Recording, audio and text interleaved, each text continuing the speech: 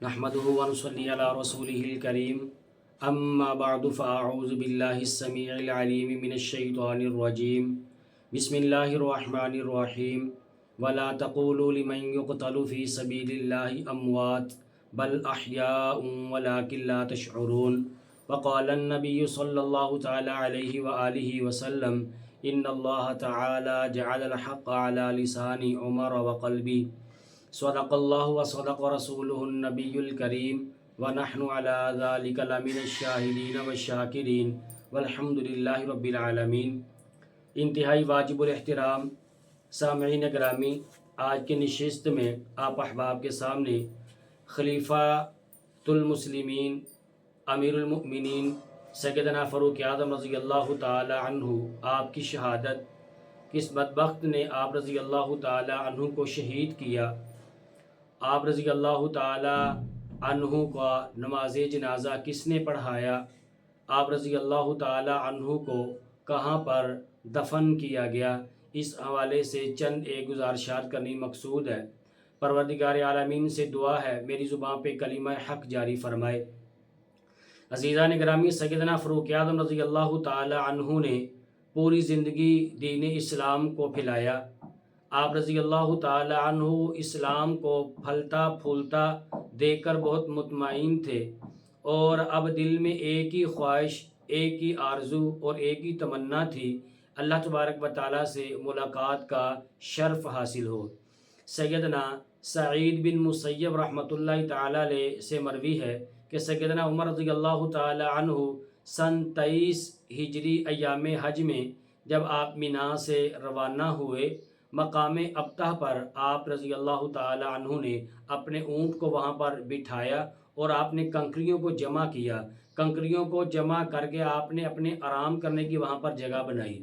اور اس پر اپنی چادر کا کنارہ رکھ کر آپ رضی اللہ تعالی عنہ وہاں پر آپ لیٹ گئے۔ آپ نے آسمان کی طرف اپنے دونوں ہاتھوں کو یوں بلند کیا، اور بلند کرنے کے بعد اللہ تبارک و تعالیٰ سے دعا کرنے لگے کہ اللہ پاک،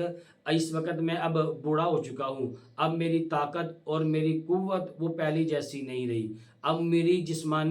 جسم کے اندر بھی کمزوری آ چکی ہے، اور میری رعایا اس وقت پر امن اور خوشحال بھی ہے، اور اسلام بھی اس وقت روئے زمین کے اوپر پھیل چکا ہے۔ تو آپ رضی اللہ تعالی عنہ نے اللہ تبارک و تعالیٰ سے یہ دعا مانگی کہ اب میں آپ سے ملاقات کا شرف حاصل کرنا چاہتا ہوں۔ تو آپ رضی اللہ تعالی عنہ کی صاحبزادی ام المؤمنین سیدہ حفصہ بنت فاروق اعظم رضی اللہ تعالی عنہما فرماتی ہیں کہ میرے والد گرامی نے اللہ تبارک و تعالیٰ سے یہ دعا مانگی تھی کہ اللہ آپ کے راستے میں شہادت مجھے نصیب ہو جائے، اور آپ کے نبی صلی اللہ علیہ وآلہ وسلم کے شہر مبارک کے اندر مجھے شہادت کی موت مل جائے۔ تو اب بظاہر یہ دونوں چیزیں مشکل تھی، کیونکہ مدینہ منورہ زادہ اللہ شرفہ میں اس وقت امن اور خوشحالی تھی، اور کسی کافر کے اندر یہ جرت نہیں تھی کہ مدینہ منورہ کے اوپر آ کر کے حملہ کرتے، اور اسلام دور دراز کے علاقوں میں پھیل چکا تھا، اور اب نہ تو کوئی جہاد کی فضا تھی کہ فلاں علاقے کے اندر جا کر کے جہاد کیا جائے۔ اگر بالفرد مال فلاں علاقے میں جا کر جہاد کیا جائے اور امیر المؤمنین خود بھی تشریف لے جائیں اور وہاں پر آپ کو شہادت کی موت تو مل جائے، لیکن نبی پاک صلی اللہ علیہ وآلہ وسلم کا شہر مبارک نہ ملے، اب بظاہر تو یہ دعا کے جو دونوں جملے تھے وہ پورے ہوتے ہوئے نظر نہیں آ رہے تھے، لیکن اللہ تبارک و تعالیٰ نے ایسا انتظام فرما دیا کہ شہادت خود چل کر سیدنا فاروق اعظم رضی اللہ تعالی عنہ کے پاس آ گئی کہ فاروق اعظم رضی اللہ تعالی عنہ کو پھر شہید کیا گیا۔ تو ایک دن یوں ہوا کہ سیدنا فاروق اعظم رضی اللہ تعالی عنہ کو جس دن زخمی کیا گیا، آپ رضی اللہ تعالی عنہ نماز فجر کے لیے تشریف لائے، اور آپ نے صف بندی کے لیے آپ حکم ارشاد فرماتے گئے، اور جن دو صفوں کے درمیان سے آپ گزرتے تھے اور وہاں پر آپ کھڑے ہو کر فرماتے کہ ہاں بھائی کھڑے ہو جاؤ اور اپنی صفوں کو درست کر لو، اور جیسے جیسے صفوں کو درست کرتے جاتے آپ رضی اللہ تعالی عنہ آگے آگے تشریف لے جاتے رہے۔ آپ رضی اللہ تعالیٰ عنہ جیسے ہی آگے تشریف لے گئے، آپ نے اپنے معمول کے مطابق تکبیر تحریمہ کہی۔ تکبیر تحریمہ کہہ کر آپ نے جیسے ہی نماز فجر کی ابتدا فرمائی، اور آپ کا معمول مبارک یہ تھا کہ آپ نماز فجر میں عموماً سورۃ یوسف، سورۃ نحل یا ان سے ملتی جلتی آپ لمبی لمبی صورتوں کی قرات فرمایا کرتے تھے نماز کی پہلی رکعت، تاکہ نماز کی پہلی رکعت جو ہے وہ بعد میں آنے والے وہ بھی نماز کی پہلی رکعت کو پا لیں۔ ابھی آپ نے تکبیر تحریمہ پڑھی تھی، آپ نے نماز کی ابتدا فرمائی تھی کہ آپ کے سائڈ سے ایک شخص نکلا، ابو لولو فیروز مجوسی، اور اس کے ہاتھ میں 2 دھاری تیز خنجر تھا، اور اس نے اس ذلیل قسم کے انسان نے، اس بدبخت نے فاروق اعظم رضی اللہ تعالیٰ عنہ کے اوپر آ کر کے حملہ کیا۔ جیسے حملہ کیا، آپ رضی اللہ تعالیٰ عنہ آپ زمین پر گرے۔ سیدنا عبداللہ ابن عباس رضی اللہ تعالیٰ عنہما آپ نے آپ کو اپنے یوں دستے مبارک میں اپنے ہاتھ کے اوپر اٹھایا، اور پیچھے جو صحابہ تھے ان کو آگے کیا معاملہ پیش آیا ان کی کوئی خبر نہیں تھی، اور ان پیچھے سے آواز دی گئی کہ سبحان اللہ، کہ شاید امیر المؤمنین نماز کے اندر بول چکے ہیں۔ سبحان اللہ کی آوازیں پیچھے سے آنی شروع ہوئی۔ اتنے میں آپ نے سیدنا عبد الرحمن بن عوف رضی اللہ تعالیٰ عنہ کے دستے مبارک کو پکڑ کر آپ کو آگے کیا۔ حضرت عبد الرحمن بن عوف رضی اللہ تعالیٰ عنہ نے ہلکی پھلکی سی نماز فجر ادا کی، تو آپ رضی اللہ تعالیٰ عنہ نے فرمایا عبداللہ بن عباس سے کہ مجھے یہ بتاؤ کہ میرے اوپر حملہ کرنے والا کون شخص تھا؟ تو تحقیق کر کے بتایا گیا کہ آپ کے اوپر حملہ کرنے والا وہی بڑھئی تھا کہ جس کے بارے میں آپ نے خیر خائی کا ہمیں حکم ارشاد فرمایا تھا۔ آپ رضی اللہ تعالیٰ عنہ فرمانے لگے کہ اللہ تبارک و تعالیٰ کا میں اس معاملے پر شکر ادا کرتا ہوں کہ کسی کلمہ گو کے ہاتھوں سے مجھے قتل نہیں کیا گیا۔ اور ابو لولو فیروز مجوسی نے جیسے فاروق اعظم رضی اللہ تعالیٰ عنہ کے اوپر وار کیا، پھر وہ بھاگنے لگا، اور مسلمانوں کی صفیں اس قدر مضبوط تھی اس کو بھاگنے کا موقع نہیں ملا، اور اس نے اپنے دائیں بائیں 13 صحابہ رضی اللہ تعالیٰ عنہم اجمعین کو بھی اس نے زخمی کیا۔ 13 میں سے 7 صحابہ رضی اللہ تعالیٰ عنہ ایسے تھے کہ جنہوں نے جامع شہادت کو نوش فرمایا، اور پھر ایک صحابی نے اپنی چادر ابو لولو فیروز مجوسی کے اوپر ڈال دی۔ اب جب اس نے دیکھا کہ اب بھاگنے کا کوئی موقع نہیں ہے، میں بھاگ نہیں سکتا، تو وہی 2 دھاری خنجر جس سے فاروق اعظم رضی اللہ تعالیٰ عنہ کو زخمی کیا، اس نے اپنے ہی پیٹ میں مار کر اپنے آپ کو خودکشی کر کے ہمیشہ ہمیشہ کے لیے اس نے اپنے آپ کو جہنم کے سپرد کر دیا۔ فاروق اعظم رضی اللہ تعالیٰ عنہ کو وہاں سے اٹھا کر آپ کو آپ کے گھر میں لے جایا گیا۔ پھر آپ رضی اللہ تعالیٰ عنہ کا جیسے ہی علاج معالجہ شروع ہوا، صحابہ رضی اللہ تعالیٰ عنہم اجمعین آپ کے گھر میں تشریف لائے، اور آپ سے آ کر کے یہ بات عرض کرنے لگے کہ امیر المؤمنین آپ ایسا فرمائیں کہ آپ اپنے بعد کسی کو خلیفہ منتخب فرما دیں۔ آپ رضی اللہ تعالیٰ عنہ فرمانے لگے کہ میں اپنے بعد اگر کسی کو خلیفہ منتخب کرنا چاہتا تو وہ سیدنا عبیدہ بن جراح رضی اللہ تعالیٰ عنہ اگر تمہارے اندر موجود ہوتے تو میں اپنے بعد ان کو خلیفہ نامزد کرتا، کیونکہ ان کے بارے میں اللہ کے نبی صلی اللہ علیہ وآلہ وسلم نے ارشاد فرمایا تھا کہ اس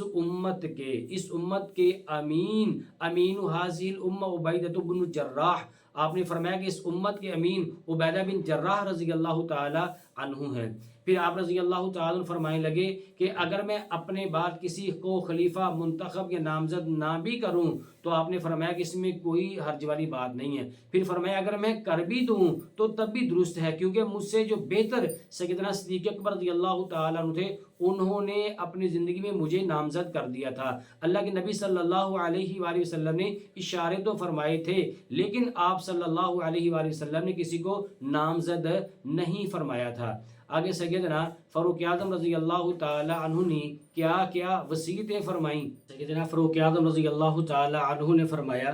کہ میرے بعد آپ لوگ 6 افراد میں سے کسی ایک فرد کا آپ انتخاب کر لیں۔ ان 6 میں سے آپ نے فرمایا کہ سیدنا علی المرتضیٰ، سیدنا عثمان غنی، سیدنا زبیر، سیدنا طلحہ، سیدنا سعد بن ابی وقاص، اور 6 نمبر پر سیدنا عبد الرحمن بن عوف رضی اللہ تعالی عنہم اجمعین۔ اور پھر آپ نے ساتھ یہ بات بھی ارشاد فرمائی کہ 7ویں نمبر پر عبداللہ بن عمر رضی اللہ تعالی عنہما کو بطور مشیر آپ لوگ اپنے ساتھ رکھ لینا۔ پھر آپ نے فرمایا کہ ان 6 افراد کو حکم دیا کہ خلیفہ کے انتخاب کے لیے آپ لوگ آپس میں مشورہ کریں۔ پھر فرمایا کہ صرف 3 دن کا آپ لوگوں کے پاس ٹائم ہے، 3 دن سے زیادہ خلیفہ منتخب کرنے میں آپ نے تاخیر نہیں کرنی۔ پھر آپ رضی اللہ تعالی عنہ نے ان 6 افراد کے اوپر سیدنا ابو طلحہ انصاری رضی اللہ تعالی عنہ،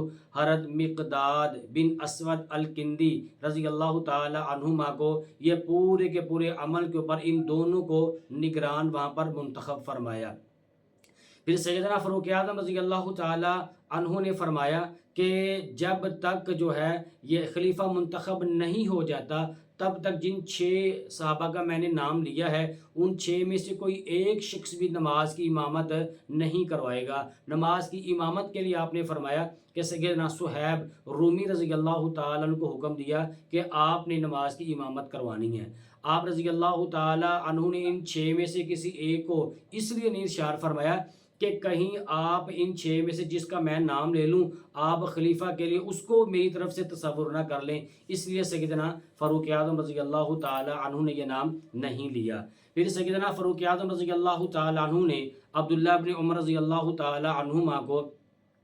ام المؤمنین سیدہ عائشہ صدیقہ رضی اللہ تعالی عنہا کے پاس بھیجا کہ آپ میری عرضی لے کر اماں جان کے پاس تشریف لے جائیں اور انہیں جا کر کے یہ بات عرض کریں کہ میری چاہت، میری آرزو، میری تمنا یہ ہے کہ میں اپنے دونوں بزرگوں، میں اپنے دونوں ساتھیوں نبی کریم صلی اللہ علیہ وآلہ وسلم اور سیدنا صدیق اکبر رضی اللہ تعالی عنہ کے ساتھ میں آرام کرنا چاہتا ہوں۔ ام المؤمنین سیدہ عائشہ صدیقہ رضی اللہ تعالی عنہ فرماتی ہیں کہ میرا ذہن یہ تھا کہ میں اپنے روزے کے اندر حضور علیہ السلام کے روزہ مبارکہ میں جو میرا گھر تھا وہاں پر میں ایک طرف میرے ابو ہوں گے، دوسری طرف میرے شوہر ہوں گے۔ آپ نے فرمایا کہ میری بھی تدفین پھر وہاں پر ہی کی جائے گی، لیکن سیدہ عائشہ صدیقہ رضی اللہ تعالی عنہ نے فاروق اعظم رضی اللہ تعالی عنہ کی تدفین کے لیے آپ کو وہاں پر اجازت دے دی۔ تو ادھر سیدنا فاروق اعظم رضی اللہ تعالی عنہ کو پتہ چلا، بڑی آپ نے خوشی کا اظہار فرمایا۔ آپ نے فرمایا کہ بیٹا اس وقت میں زندہ ہوں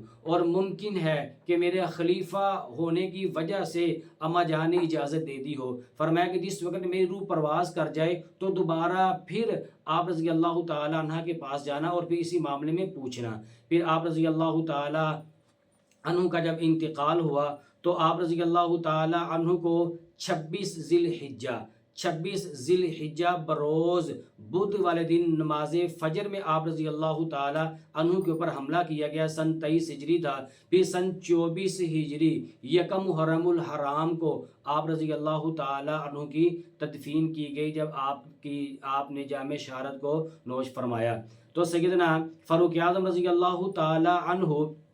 آپ کی جب شہادت ہوئی، آپ کی شہادت کے بعد آپ رضی اللہ تعالیٰ عنہ کا نماز جنازہ سیدنا صہیب رومی رضی اللہ تعالیٰ عنہ آپ نے آگے بڑھ کر کے نماز جنازہ پڑھائی۔ اور پھر آپ رضی اللہ تعالیٰ عنہ کی نماز جنازہ کے بعد حضرت عبداللہ بن عباس رضی اللہ تعالیٰ عنہ فرماتے ہیں کہ ابھی آپ کی تدفین نہیں ہوئی تھی کہ آپ کی چارپائی سامنے پڑی تھی تو اچانک میں نے کیا دیکھا کہ میرے دونوں کندھوں کے اوپر کسی شخص نے پیچھے سے آ کر کے یہ دونوں ہاتھ رکھے۔ صحیح بخاری کے اندر یہ روایت موجود ہے۔ عبداللہ بن عباس رضی اللہ تعالیٰ عنہما فرماتے ہیں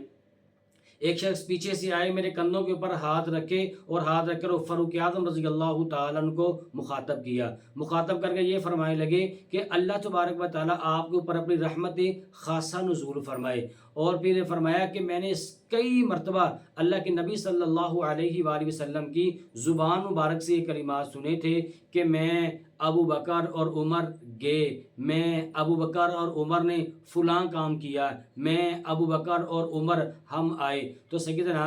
عبداللہ ابن عباس رضی اللہ تعالیٰ عنہ فرماتے ہیں کہ جب میں نے مڑ کر کے دیکھا کہ کون شخص ہے جس نے یہ بات کہی ہے تو میں نے دیکھا کہ وہ سیدنا علی المرتضی شیر خدا رضی اللہ تعالیٰ عنہ تھے جنہوں نے یہ بات فرمائی۔ پھر شیر خدا رضی اللہ تعالیٰ نے فرمایا کہ مجھے پوری کی پوری امید تھی اللہ تبارک و تعالیٰ سے کہ جیسے نبی پاک صلی اللہ علیہ وآلہ وسلم ہر وقت، ہر آن، ہر گھڑی آپ کو کہیں پر لے کر وہاں پر جانا ہوتا آپ ساتھ جاتے، صدیق اکبر ساتھ جاتے، تو اس تدفین کے موقع پر بھی آپ رضی اللہ تعالیٰ عنہ اپنے ان دونوں ساتھیوں کے ساتھ ہی اللہ پاک آپ کو جگہ نصیب فرمائیں گے۔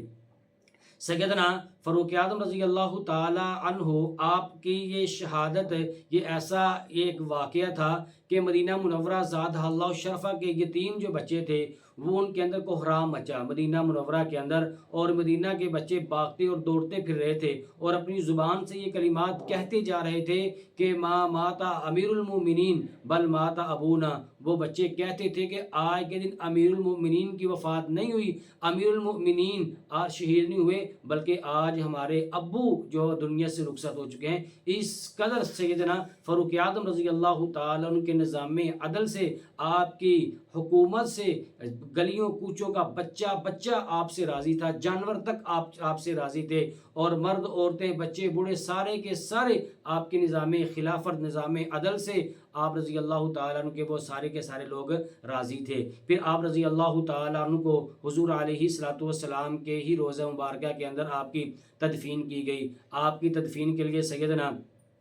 علی المرتضیٰ، سیدنا عبداللہ ابن عمر، حضرت طلحہ، حضرت زبیر رضی اللہ تعالیٰ عنہ اجمعین یہ آپ کی مبارک قبر کے اندر اترے، اور انہوں نے اتر کر پھر آپ کو قبر کے اندر اتارا۔ یہ سیدنا فاروق اعظم رضی اللہ تعالیٰ عنہ کی شہادت کے حوالے سے چند ایک گزارشات آپ کے سامنے عرض کی ہیں۔ دعا اللہ تبارک و تعالیٰ سے اللہ پاک فاروق اعظم رضی اللہ تعالیٰ عنہ کی تمام تر خدمات کو اپنی بارگاہ عالیہ میں شرف قبولیت عطا فرمائے، اور اللہ تبارک و تعالیٰ آج بھی ہمیں سیدنا فاروق اعظم رضی اللہ تعالیٰ عنہ جیسے حکمران نصیب فرمائے۔ آمین وآخر دعوانا ان الحمدللہ رب العالمین۔ وہ راتوں کو خلوت سے معمور سجدے، وہ لمبی رکعتوں سے مسحور سجدے، وہ سجدے محافظ مددگار سجدے، غموں کے مقابل عطردار سجدے۔